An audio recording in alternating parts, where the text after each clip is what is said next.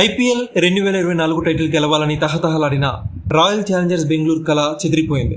Rajasthan Royals చేతిలో ఓడిపోయి బాధతో ఆర్సీబీ మైదానాన్ని వీడింది. కాగా రాయల్ ఛాలెంజర్స్ కోచ్ ఆండీ ఫ్లేవర్ జట్టు గురించి కీలక వ్యాఖ్యలు చేశాడు. కొందరు ఆటగాళ్ళని విడిచిపెడుతున్నామని పరోక్షంగా వ్యాఖ్యలు చేశాడు.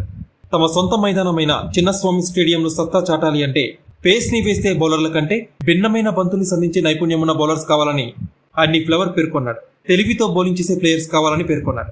11,50,00,000 భారీ ధర చెల్లించి సొంతం చేసుకున్న అల్జారీ జోసెఫ్ ని రిటైన్ చేసుకోవట్లేదని ఆండీ ఫ్లేవర్ హింట్ ఇచ్చాడు. కొత్త పంతితో అతి వేగంతో బంతులు సంధిస్తాడనే ఉద్దేశంతో అల్జారీ జోసెఫ్ కి భారీ ధర వెచ్చించారు. కానీ చిన్నస్వామి స్టేడియంలో అల్జారీ జోసెఫ్ ధారాళంగా పరుగులు సమర్పించుకున్నాడు. కాగా పవర్ హిట్టర్స్ ని జట్టులో కొనసాగించాలి అనుకుంటున్నట్టు ఆండీ ఫ్లేవర్ తెలిపాడు.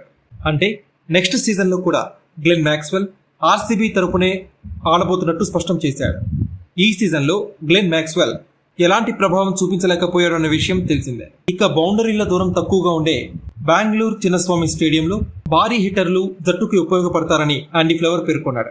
దీంతో 1,50,00,000కి సొంతం చేసుకున్న టామ్ కరన్ కి ఆర్సీబీ ఫ్రాంచైజీ గుడ్ బై చెప్పే అవకాశాలు ఎక్కువగా ఉన్నాయి. వచ్చే సీజన్ లో కూడా ఫాఫ్ డు ప్లెసిస్ కెప్టెన్ గా కొనసాగుతాడని ఆండీ ఫ్లేవర్ పరోక్షంగా చెప్పాడు. ఫాఫ్ డు ప్లెసిస్ ఆర్సీబీ జట్టుని గొప్పగా నడిపించాడని అన్నాడు. ఆశలేని స్థితి నుంచి జట్టుని ప్లే ఆఫ్స్ కి చేర్చడంలో Virat Kohli, Faf du Plessis ఎంతో శ్రమించారని పేర్కొన్నాడు.